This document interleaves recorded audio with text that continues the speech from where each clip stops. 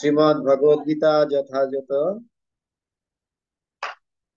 অষ্টাদশ অধ্যায় মুখ্য যোগ। আজকে আমরা পাঠ করে শ্রবণ করব 38 নম্বর শ্লোক, 18 অধ্যায়ের 38 নম্বর শ্লোক। আপনারা সবাই ভগবদ গীতা দেখুন।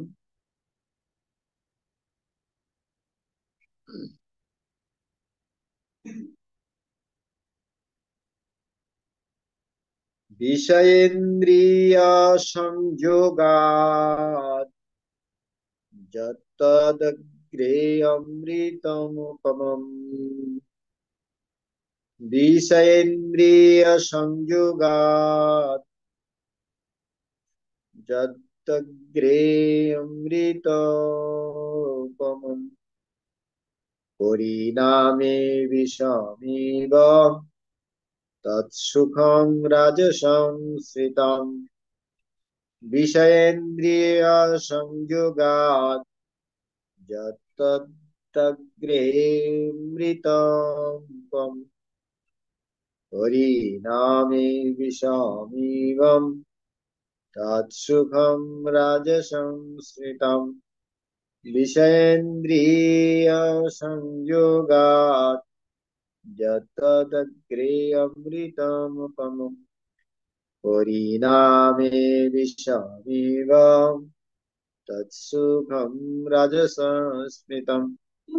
শব্দার্থ: বিষয় বিষয়, ইন্দ্রিয় ইন্দ্রিয়ের, সংযোগাৎ সংযোগের ফলে, যৎ যা, তত্তা অগ্রে প্রথমে, অমৃতোপমম অমৃতের মতো, পরিণামে অবশেষে, বিষমেব বিষের মতো, তৎ সেই, সুখম সুখ, রাজসম রাজসিক, স্মৃতম কথিত হয়। শ্রীল প্রভুপাদ কৃত অনুবাদ এবং তাৎপর্য। জগৎগুরু শ্রীল প্রভুপাদ কি যায়। অনুবাদ: বিষয় ও ইন্দ্রিয়ের সংযোগের ফলে যে সুখ প্রথমে অমৃতের মতো এবং পরিণামে বিষের মতো অনুভব হয়, সেই সুখকে রাজসিক সুখ বলে কথিত হয়। তাৎপর্য: একজন যুবক এবং একজন যুবতী যখন পরস্পরের সান্নিধ্যে আসে, তখন যুবকটির ইন্দ্রিয়গুলি যুবতীটিকে দেখবার জন্য, স্পর্শ করবার জন্য এবং সংভোগ করবার জন্য তাকে প্ররোচিত করতে থাকে। এগুলি হয়তো প্রথমে ইন্দ্রিয়ের জন্য অত্যন্ত সুখদায়ক হতে পারে, কিন্তু পরিণামে অথবা কিছুকাল পরে তা বিষবৎ হয়ে ওঠে। তারা একে অপরকে ছেড়ে চলে যায় অথবা তাদের বিবাহ বিচ্ছেদ ঘটে। তখন সুখ দুঃখ আদির উদয় হয়। এই ধরনের সুখ সর্বদাই রজগুণের দ্বারা প্রভাবিত। ইন্দ্রিয় ও ইন্দ্রিয়ের বিষয়ের মিলনের ফলে উদ্ভূত যে সুখ, তা সর্বদাই দুঃখদায়ক এবং তা সর্বতোভাবে বর্জন করা উচিত। এখানে আমরা কালকে আলোচনা করেছি যে সাত্ত্বিক সুখ, আজকের বিষয় হচ্ছে রাজসিক সুখ।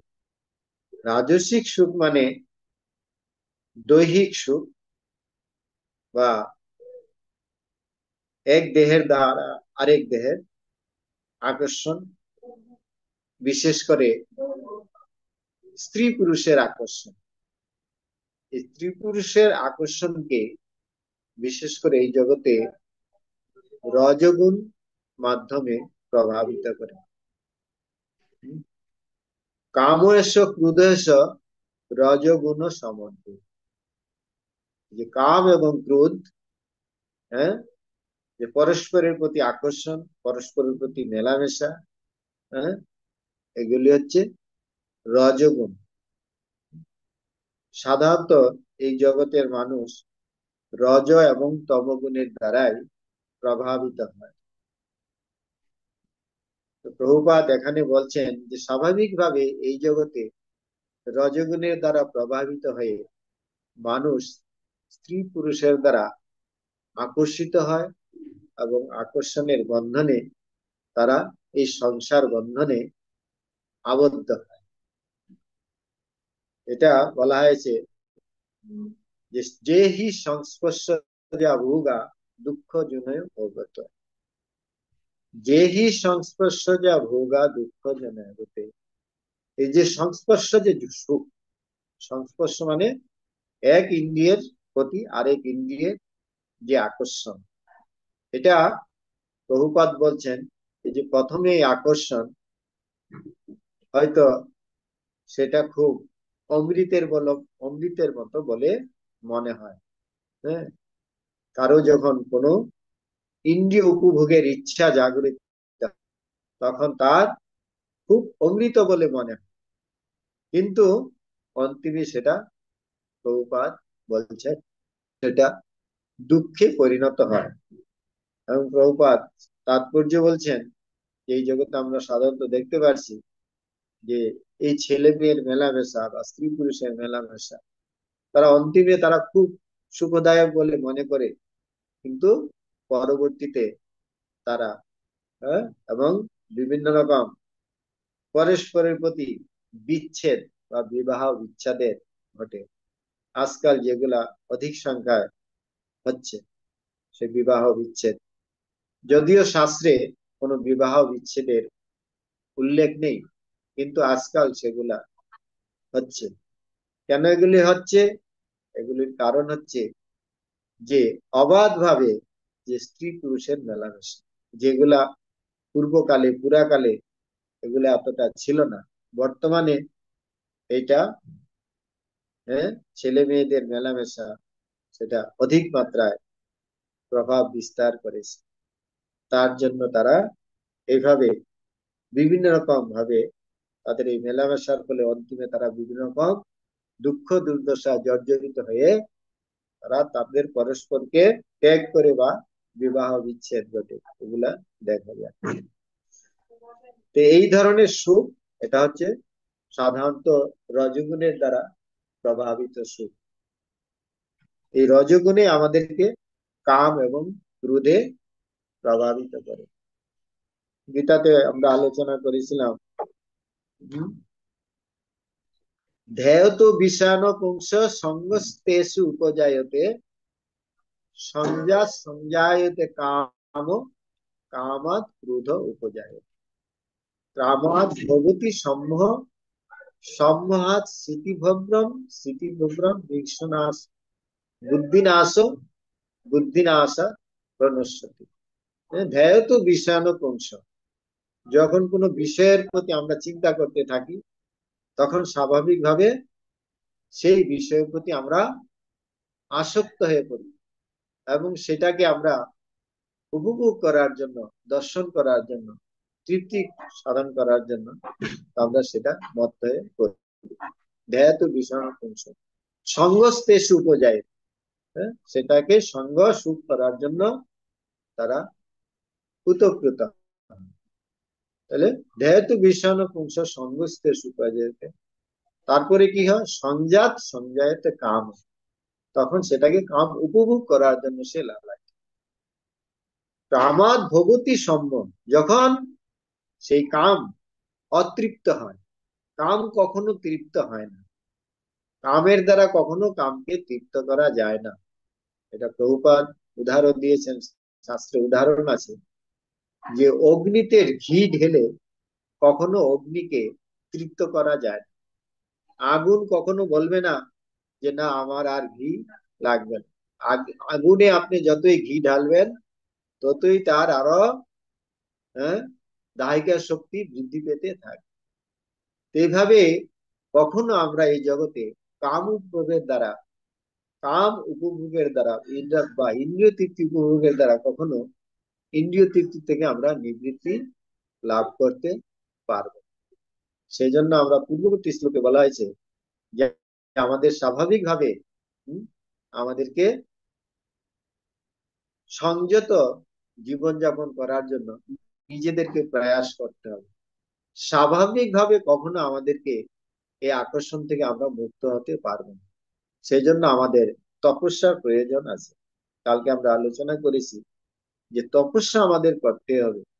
তপস্যা না করলে কখনো আমরা এই জড়জগতের আকর্ষণ থেকে কখনো আমরা মুক্ত হতে পারবো না।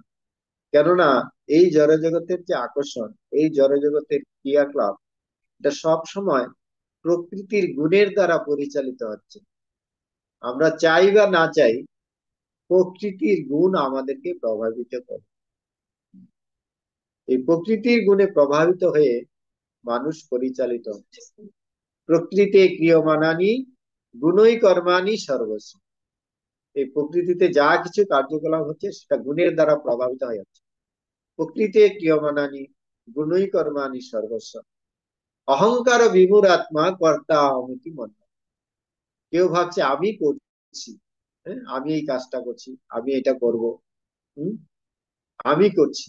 এই যে অহংকার ভাব, এটা আসলে সে নিজে করছে না, সেটা প্রকৃতির গুণের দ্বারা বশবর্তী হয়ে সেটা করতে সে বাধ্য হচ্ছে। সেই জন্য বলা হচ্ছে এই প্রকৃতির গুণের দ্বারা আমরা যতক্ষণ অব্দি আবদ্ধ থাকবো, ততক্ষণ অব্দি আমরা কখনো এই প্রকৃতির তিন গুণের ঊর্ধ্বে, সত্য রজতম গুণের ঊর্ধ্বে আমরা কখনো উপনীত হতে পারবো না। আমাদেরকে সেই জন্য আমাদেরকে ব্যক্তিগত স্বাভাবিকভাবে আমাদেরকে সংযত হওয়ার জন্য, ভক্তিযোগ অনুশীলন করার জন্য আমাদেরকে নিজেদেরকে উৎসাহিত করতে হবে। সেই জন্য এই যে কাম এবং ক্রোধ, এগুলা রজগুণ থেকে সবসময় আমাদেরকে প্রভাবিত করতেই থাকবে, যতক্ষণ অব্দি আমরা এই তিন গুণের ঊর্ধ্বে উপনীত না হই। সেই জন্য আচার্যরা বলছেন যে আমাদের এই যে বিষয়ের প্রতি যে আকর্ষণ, তার জন্য আমাদেরকে নিজেদেরকে আক্ষেপ করতে হবে যে কবে আমাদের এই বিষয় বাসনা থেকে আমরা মুক্ত হতে পারবো। হুম, বলা হয়েছে বিষয় ছাড়িয়া কবে শুদ্ধ হবে মন, কবে আম কবে আম হেরিব শ্রী বৃন্দাবন। বিষয় ছাড়িয়া কবে শুদ্ধ হবে মন। এই বিষয়ের তৃষ্ণা থেকে মুক্ত হয়ে কবে আমাদের এই মন শুদ্ধ হবে। যতক্ষণ অব্দি আমাদের এই হৃদয় শুদ্ধ না হচ্ছে, যে শান্ত অন্তর্গত পাপম জননাম পুণ্য কর্মনাম তে দ্বন্দ্ব মহ বিনির্মুক্তা ভজন্তে মাম দৃঢ়ব্রতা। এই যে জড়জগতের যে দ্বন্দ্ব, হ্যাঁ, আকর্ষণ বিকর্ষণ, তার থেকে আমাদেরকে মুক্ত হয়ে, আমাদেরকে পবিত্র হয়ে, আমাদেরকে ভজন্তে মাম দৃঢ়ব্রত, আমাকে দৃঢ় চিত্তে ভগবানের ভগবত ভক্তিতে যুক্ত হতে হবে। তবেই আমরা এই প্রকৃতির গুণ থেকে মুক্ত হতে পারবো। কেননা এই যে শরীর, এই শরীরই হচ্ছে আমাদের এই জড় জগতের বন্ধনের কারণ, এবং এই জড় দেহই হচ্ছে আমাদের এই জগতের দুঃখ কষ্টের কারণ। কেননা এই দেহটা হচ্ছে অনিত্য, এই দেহটা হচ্ছে সব সময় আমাদেরকে সুখ এবং দুঃখ প্রদান করে। এই দেহ আমাদেরকে কখনো প্রকৃত আনন্দ প্রদান করতে পারে না, যেহেতু এই জড়টা দেহটা হচ্ছে জড়। জড় বস্তুর মাধ্যমে কখনো আমরা চিন্ময় অপ্রাকৃত আনন্দ লাভ করতে পারি না। আমরা যদি প্রকৃত আনন্দ বা নিত্য আনন্দ লাভ করতে চাই, আমাদেরকে এই দেহাত্ম বুদ্ধি থেকে মুক্ত হয়ে আমাদেরকে ভগবত ভক্তিতে যুক্ত হতে হবে। বলা হয়েছে শরীর অবিদ্যা জাল জরেন্দ্রিয় কাহে কাম। এই শরীরটা হচ্ছে একটা শরীর অবিদ্যা জাল। শরীর অবিদ্যা, অবিদ্যা মানে এই শরীরেই আমাদের বিভিন্ন রকম জন্ম মৃত্যুর চক্রে সবসময় আবর্তিত করতে থাকে। এটা হলো অবিদ্যা জাল, অজ্ঞানের জাল। শরীরে অবিদ্যা জাল, আর জরেন্দ্রিয় তাহের কাল, এ আমাদের যে বিষয়ের প্রতি যে আকর্ষণ, এর কাল। কাল মানে এটা হচ্ছে আমাদের এই জড় ইন্দ্রিয় আমাদেরকে জড় বিষয়ের প্রতি ধাবিত করে। এই জন্য এই ইন্দ্রিয়গুলিকে কখনো আমরা সংযত করতে পারবো না। কিন্তু এই ইন্দ্রিয়গুলিকে আমরা যখন ভগবানের সেবায় যুক্ত করব, তখন এই জড় ইন্দ্রিয় আমাদেরকে সুখের প্রদান করবে। হুম, যে বলা হয়েছে যে ঋষিকেশ ঋষিকেন সেবনম ভক্তির উচ্চতে, যেই ইন্দ্রিয় দিয়ে আমরা জড় ইন্দ্রিয় সুখ ভোগ করার জন্য চেষ্টা করছি, সেই ইন্দ্রিয়গুলো আমাদের ভগবানের সেবায় যুক্ত করতে হবে। হুম, কেননা এই ভগবান হচ্ছেন এই সমস্ত ইন্দ্রিয়ের অধীশ্বর। সেই জন্য এই ইন্দ্রিয় দিয়ে, ইন্দ্রিয়ের যে অধীশ্বর পরমেশ্বর ভগবান শ্রীকৃষ্ণ, তার সেবায় আমাদেরকে যুক্ত করতে হবে। তখনই আমরা প্রকৃত সুখ অনুভব করতে পারবো। বলছে যে প্রসাদে সর্ব দুঃখানাম অনিরস্য উপজায়তে, এই জগতের যে সমস্ত দুঃখ দুর্দশা, এগুলির থেকে আমরা কখন মুক্ত হতে পারবো? প্রসাদে সর্ব দুঃখানাম, ভগবানের কৃপার মাধ্যমে বা ভগবানের প্রসাদ গ্রহণ করার মাধ্যমে, আহার শুদ্ধি করার মাধ্যমে আমাদের আহার বিহার এগুলিকে শুদ্ধকরণ করতে হবে। সেগুলিকে ভগবত কেন্দ্রিক, ভগবানের নিবেদিত যে ভোগ প্রসাদ আমাদেরকে গ্রহণ করতে হবে। প্রথম আমাদেরকে এই জিহ্বাকে কন্ট্রোল করতে হবে। আমাদের এই জিহ্বার থেকে আমাদের এই দেহের আকর্ষণ শুরু হয়। হম, যেরকম আমরা খাওয়া খাদ্য খাবো, সেরকম আমাদের মানসিক প্রবৃত্তি বৃদ্ধি হবে, সেরকম কার্যকলাপে আমরা যুক্ত হব। সেজন্য বলা হচ্ছে আহার শুদ্ধি সত্তা শুদ্ধি। আমাদের যে হৃদয়, আমাদের যদি হৃদয়কে শুদ্ধিকরণ করতে চাই, আমাদেরকে আহারকে শুদ্ধকরণ করতে হবে, জিভাকে কন্ট্রোল করতে হবে। জিভা কন্ট্রোল হলে আমাদের উদর কন্ট্রোল হবে, উদর কন্ট্রোল হলে উপস্থ কন্ট্রোল হবে। এটা সমান্তরাল রেখায় এই জিভা উদর উপস্থ আমাদের অবস্থান করছে।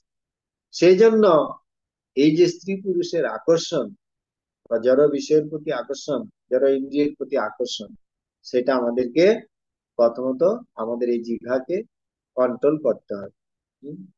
এছাড়া গোস্বামীরা বলছেন বাচ বেগম মনস বেগম উদ বেগম জিভার উপস্থ বেগম এতান বেগাঞ্জ বিষয়ত ধীর সর্বাবপিমাং পৃথিবী সশিষ্যা।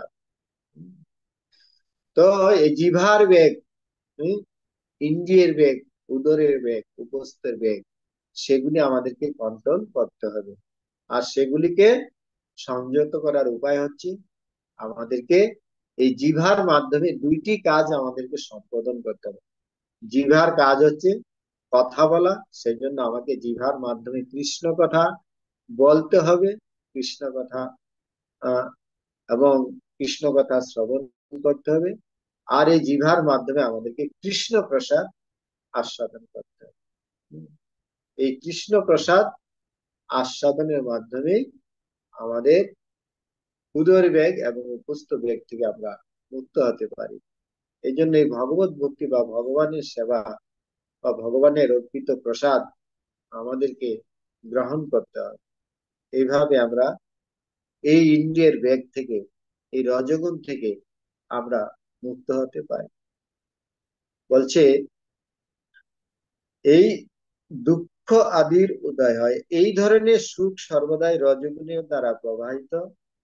ইন্দ্রিয় ও ইন্দ্রিয়ের বিষয়ের মিলনের ফলে উদ্ভূত যে সুখ, তা সর্বদাই দুঃখদায়ক এবং তা সর্বোত্তভাবে বর্জন করা উচিত।